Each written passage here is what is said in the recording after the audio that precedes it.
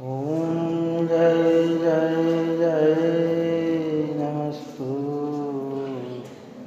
नमस्तु नमस्तु। मंगलम भगवान वीरो मंगलम गौतमोऽकणे मंगलम कुंद कुंदात्र्यो नमोस्तु मंगलम। सर्वमंगलमांगल्यं सर्वकल्याणकारिणं नानां सर्वधर्माणां जयं जयतु शास्त्रं जयं जयतु शास्त्रं जयं जयतु शास्त्रं। नमस्मै साराय सानुभूत्याय चित्स्वभावाय भावाय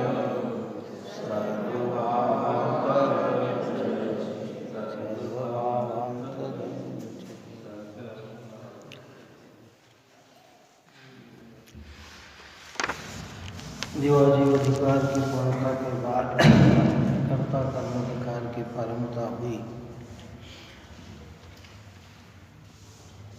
अनादिकाल से आत्मा आत्मस्वरूप होते हुए भी, चैतन्य ज्ञानमय होते हुए भी जड़ पदार्थों का कर्ता बन रहा है।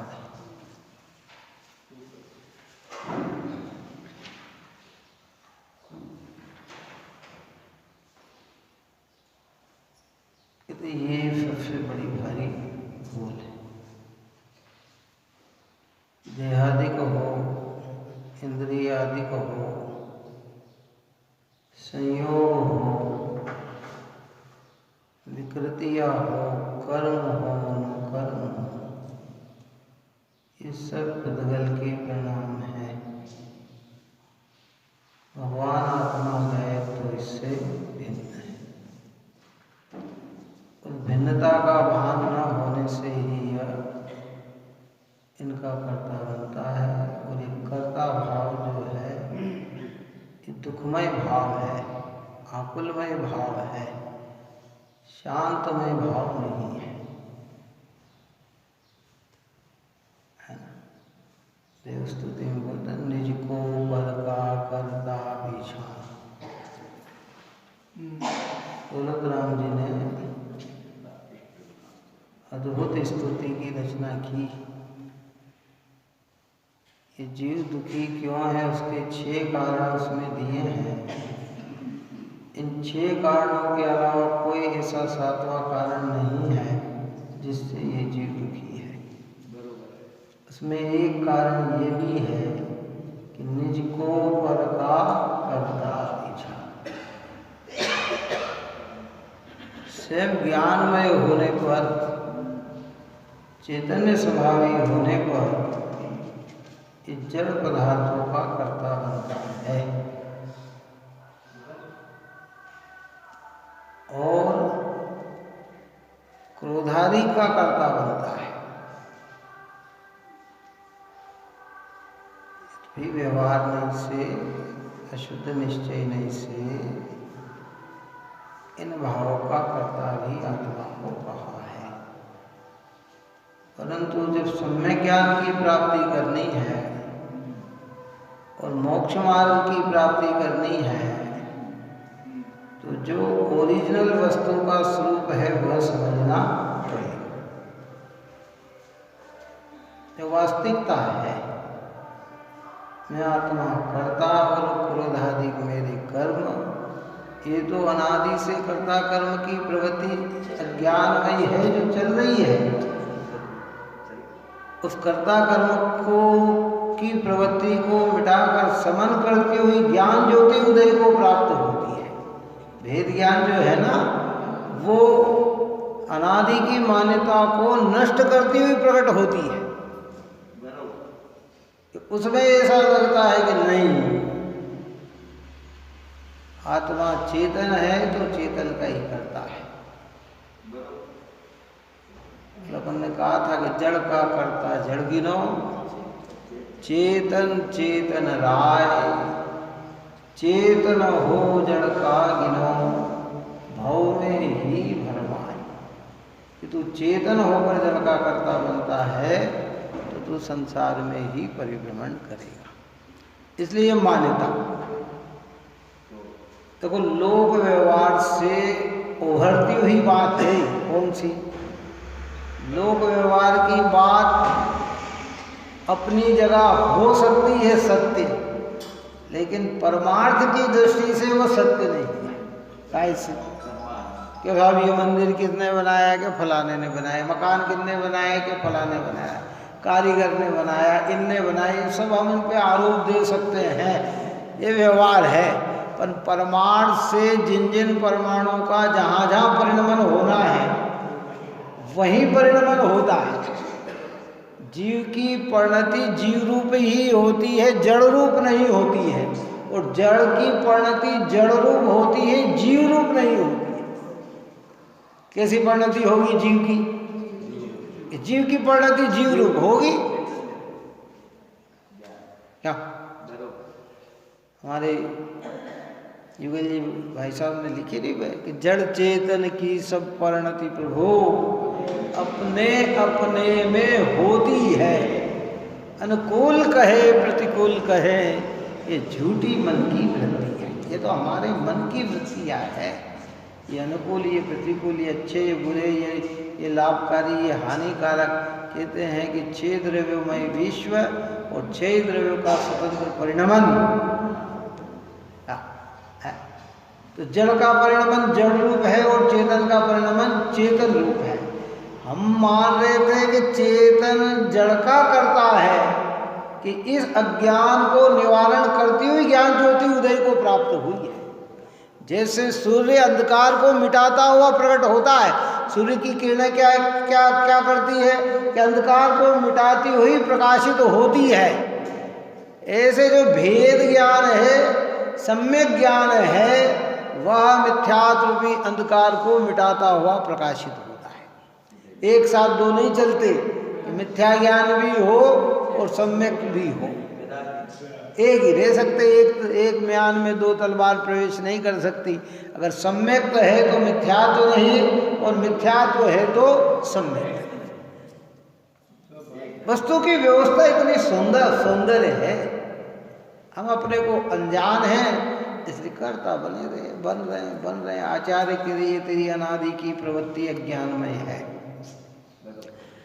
और कल भी कहा था अज्ञानमय प्रवृत्ति अर्थात दुख की प्रवृत्ति, अज्ञानमय प्रवृत्ति अर्थात आकुलता की प्रवृत्ति। अज्ञान में शांति नहीं, और जहाँ शांति है वहाँ अज्ञान नहीं।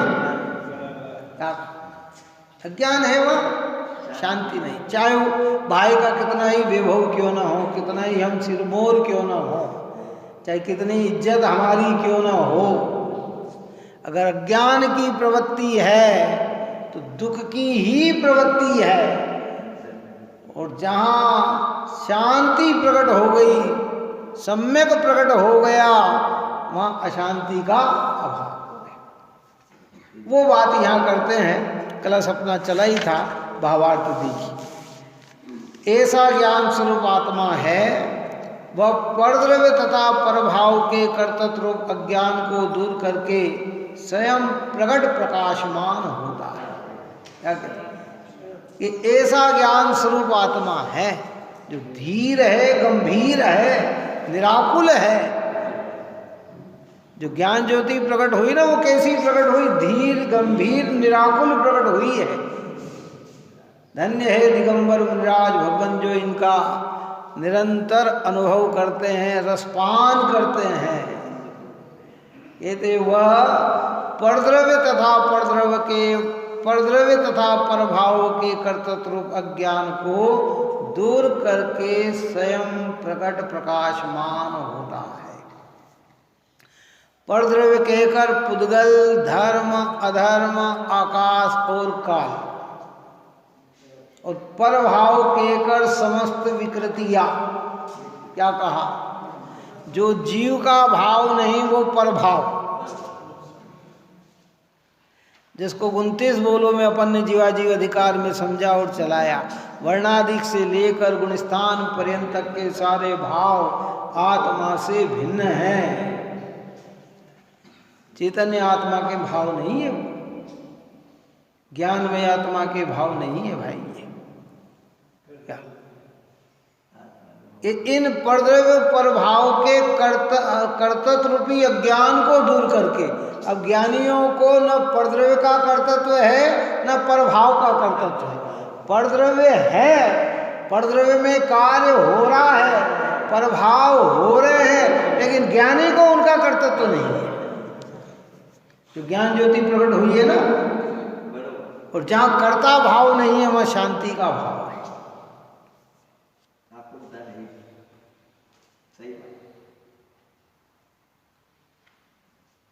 इसलिए बहुत बड़ी भूल, निज को पर का करता पिछान, उल्टा अपनाओ तो पर को निज का करता पिछान।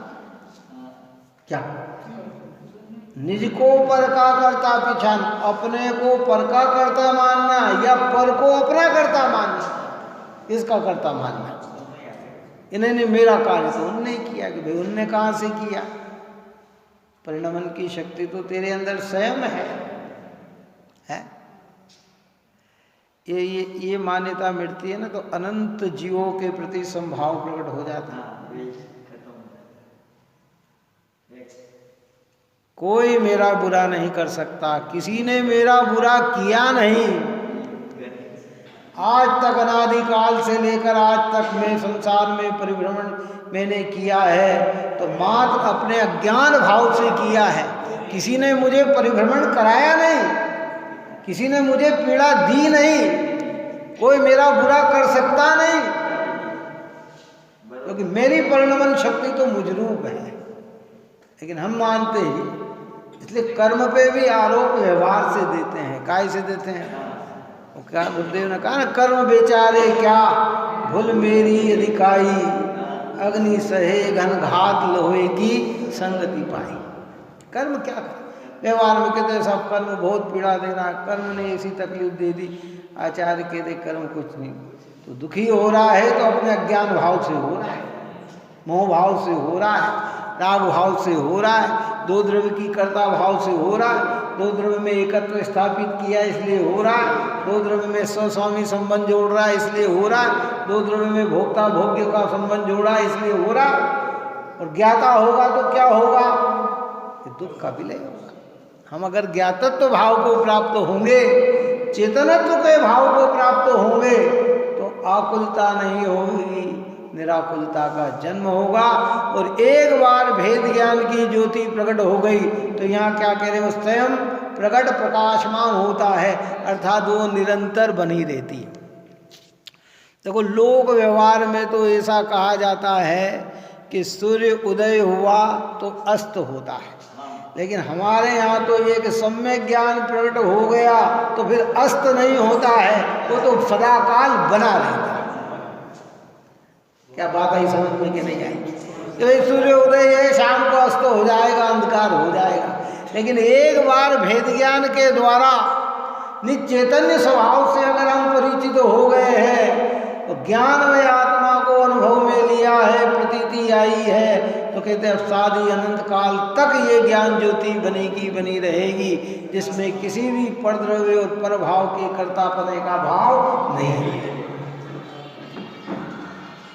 नहीं आएगा। भाव कर्ता है नहीं तो कर्ता का भाव कहाँ से आएगा? लेकिन हमारे अज्ञान में ऐसा भेद ज्ञान न होने से, परद्रव्य और परभावों की पहचान न होने से, परद्रव्य और परभाव को आत्ममय मानने से हम इन्हीं के कर्ता बनते हैं। किनके बनते हैं कि ये शरीरादिक में हो, ये रागादिक में हो, तो रागादिक के ही कर्ता बनेंगे और रागादिक के ही स्वामी बनेंगे, पुद्गलादिक के ही स्वामी बनेंगे, पुद्गलादि के कर्ता। मैं बोल रहा हूँ, मैं चल रहा हूँ, मेरे बिना पत्ता नहीं हिलता, मैंने ऐसा कर दिया, मैं ये कर सकता हूँ, ये सब भ्रांति के अलावा कुछ नहीं है। मैंने भी प्रारंभ में कहा कि लोक व्यवहार में भले ये भाषा अच्छी हो, लेकिन जिनवाणी इस भाषा को मिथ्यात्व कहती है। क्या कहती? मोहजनित कहती है। लोक व्यवहार में बहुत अच्छा कहते हैं, अरे स्वामी ने वो काम कर दिया, देखो उनने ऐसा कर दिया, उनने अच्छा कर दिया, उनने ये कर दिया। जिनके अंदर राग है वे अच्छाई ढूंढते हैं, जिनके अंदर द्वेष है वे बुराई ढूंढते हैं। यहाँ कहते हैं ना अच्छे भाव से कार्य होता है, न बुरे भाव से कार्य होता है, कार्य वही होता है जो उसके परिणमन की योग्यता। अज्ञानता जड़ पदार्थ। अणु अणु की सत्ता स्वतंत्र है, द्रव्य मात्र स्वाधीन सभी, सबकी सीमा न्यारी कही, आदान प्रदान विधान सभी। सबको अपनी सीमा प्यारी, अपना घर ही प्यारा है।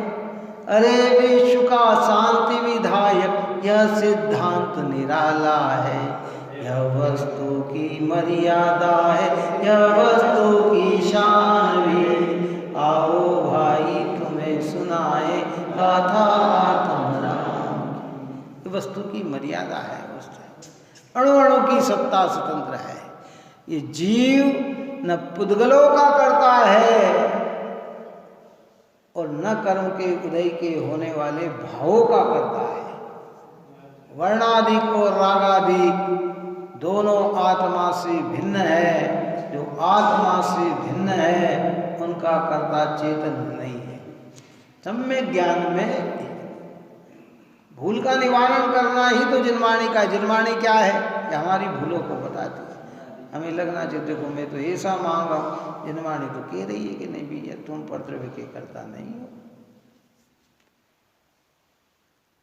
हमें उभर उभर कर कर्तव्य भाव आता है, जिनवाणी पूरे बल जोर से कर्ता भाव का निषेध करती है। क्या? और तो विचार करो कर्ता भाव में क्या तकलीफ, चलो आप और हम अनुभव करें। अगर हमें किसी कार्य की कर्ता बुद्धि है कि हमने, तो उसकी अगर उस कार्य को पहले तो वो लोग न जाने कि ये कार्य मैंने किया तो आकुलता, और फिर जान ले और उस कार्य की प्रशंसा न करे तो आकुलता। क्या?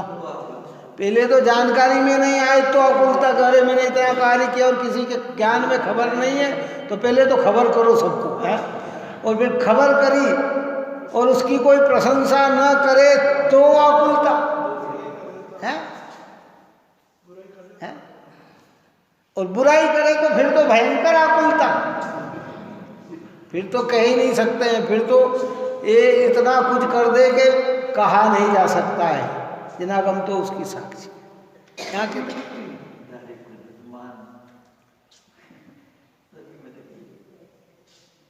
हर चीज महिला होती है ना, घर में भोजन आदि कोई चीज बनाती है, तो वो जब तक 5-10 जने को न कह दे तब तक उसके मन में है क्या है?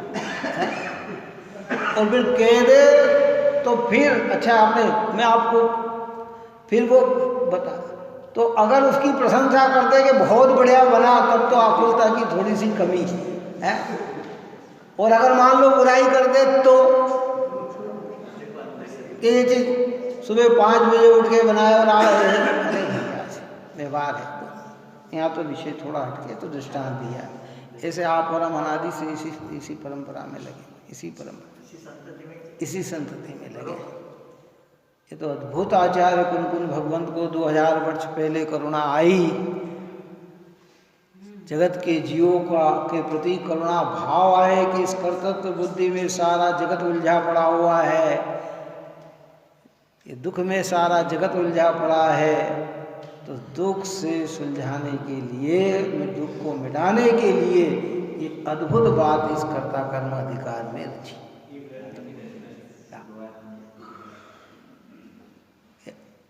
अब इस बात को कहते हुए, समेटते हुए यहां से कर्ता कर्म अधिकार की प्रारंभता होती है। पहली गाथा से लेकर 38 गाथा तक जीवाजीव अधिकार का पूर्वंग बताया। आत्म वस्तु कैसी है और आत्मा में क्या क्या है, क्या निश्चय है, क्या व्यवहार है, ये सब का ज्ञान कराया। और 39 गाथा से लेकर 68 गाथा तक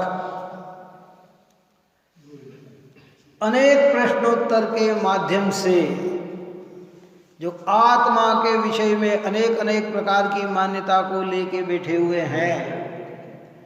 कोई कहता आत्मा ऐसा है, कोई कहता आत्मा ऐसा है, कोई कहता आत्मा ऐसा है, कोई कहता आत्मा ऐसा है।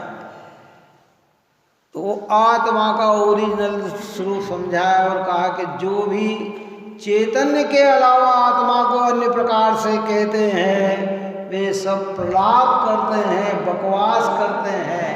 वे यथार्थ आत्मा के स्वरूप को बताने वाले नहीं। और फिर प्रश्नोत्तर के माध्यम से इतने प्रश्न जो रुचिवंत जीव के हृदय में उत्पन्न होते हैं, जिसको आत्म कल्याण की भावना जागृत हो, उसी के हृदय में अनेक अनेक प्रकार के प्रश्न उत्पन्न होते हैं कि जब यह द्वेषान का भाव आत्मा नहीं है तो सर्वज्ञ के आगम में इन्हें आत्मा का कैसे कहा। ये रागादिक भाव जब आत्मा नहीं है तो सर्वज्ञ के सिद्धांत में इन्हें जीव कैसे कहा, आत्मा कैसे कहा। उन सब प्रश्नों का समाधान करते हुए, एक एक प्रश्न का समाधान करते हुए जीवाजीव का अधिकार पूर्ण किया और आत्मा को एक उपयोग स्वरूप सिद्ध किया। चैतन्य मात्र आत्मा को सिद्ध किया। मेरा आत्मा तो चिन्मात्र चैतन्य शक्तिमय है, वर्णादिक रागादिक से भिन्न है, ज्ञान मात्र ही है। इस ज्ञान मात्र की अनुभूति का नाम ही सम्यक दर्शन है। और ये जो भ्रांति है मैं आत्मा करता और क्रोधादिक मेरे कर्म, उस भ्रांति का निवारण करने के लिए ये कर्ता कर्म अधिकार की रचना की। अब यहाँ आश्रव और ज्ञान की भिन्नता को दर्शाते हैं। रागादिक जितने भी है ना वो सब आश्रव है और ज्ञान है ना वो आत्मा है। हमें रागादिक आत्मा जैसे लगते हैं। कौन से रागादिक कहा, यानी क्या कल कहा था ना, जहाँ रागादिक कहा वहाँ जितने भी विकारी भाव हैं वो सब आ गए। चाहे वो तीव्र कषाय रूप हो, चाहे वो मंद कषाय रूप हो, चाहे वे शुभ रूप हो, चाहे वे अशुभ रूप हो, चाहे छोटे भाव हो, चाहे बड़े भाव हो, सब उसमें गर्भित है। ये सब आश्रव भाव है। इन भावों से निमित्त नैमित्तिक संबंध रूप दर्शाते हुए जब कर्ता कर्म की मान्यता ज्ञानमय भाव आश्रव भाव है, तो जो विश्व में कार्मण वर्गणा ठसाठस भरी पड़ी हुई है, वह कार्मण वर्गणा इन भावों का निमित्त पाकर कर्म रूप परिणमित होकर जीव से एक क्षेत्राओं का संबंध बना लेती है। कैसा संबंध बना लेती है? एक क्षेत्राओं का। संयोग संबंध स्थूल भिन्न है,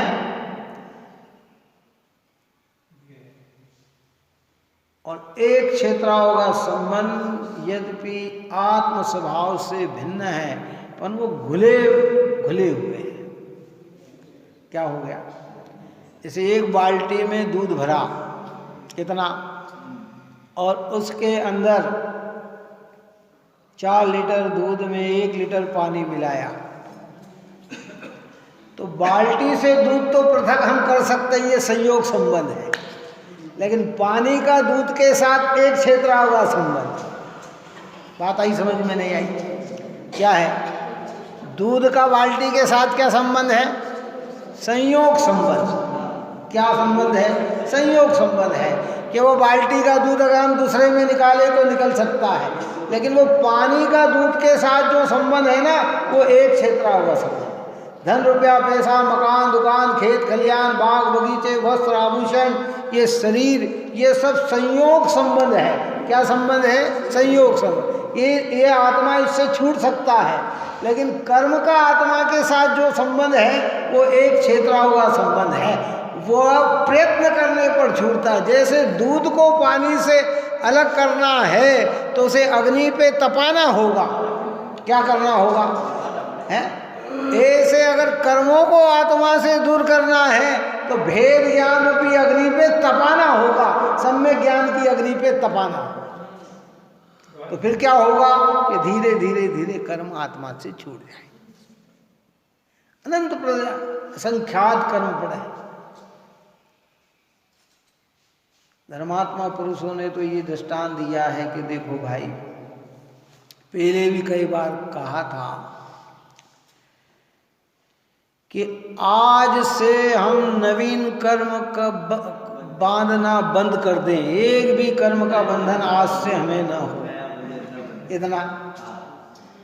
और जितने कर्म हमारे बंधे पड़े हुए हैं वो उदय यथा समय उदय में आए, उसमें स्थिति खंडन न हो, अनुभाग खंडन न हो, है अपकर्षण न हो, तो यथा समय उदय में आए ना, तो आज भी हमारे अनंत भव बाकी है।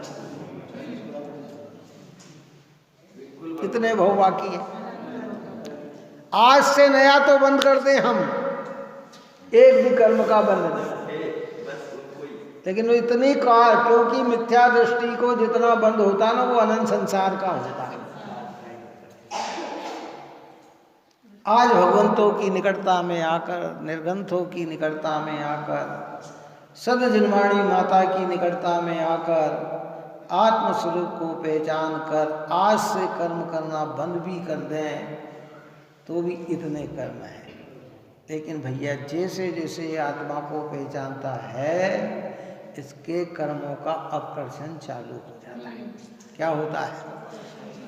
स्थिति खंडन होने लग जाता है, अनुभाग खंडन होने लग जाता है, तो अनंत संसार सीमित होकर अंत में रह जाता है।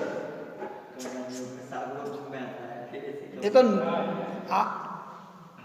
बात आ रही समझ? अनंत संसार का सागरोपम मात्र रह जाता है सम्यक दर्शन की पूर्वांग दशा में। सम्यक दर्शन होने पर तो और कम हो जाता है। और ऐसा पवित्र जिन धर्म हमें मिल गया सौभाग्य से, तो अब हमें हर तरीके से इस संसार से छूटना ही चाहिए।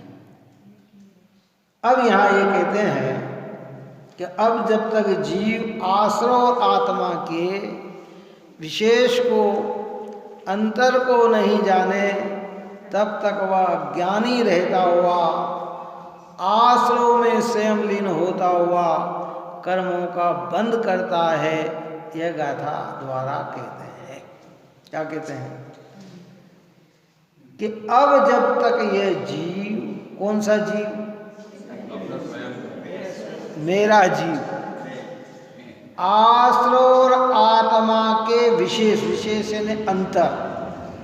आश्रय कहते मोह को, राग को, देश को, क्रोध को, मान को, माया को, लोभ को, है ना, पापों को, शुभ अशुभ कार्यों को, ये सब आश्रय है।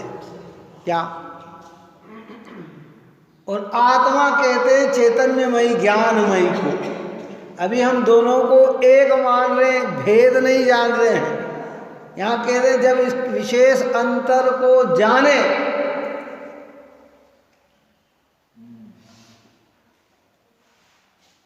बोलो आश्रय भावना में युगल जी ने क्या कहा?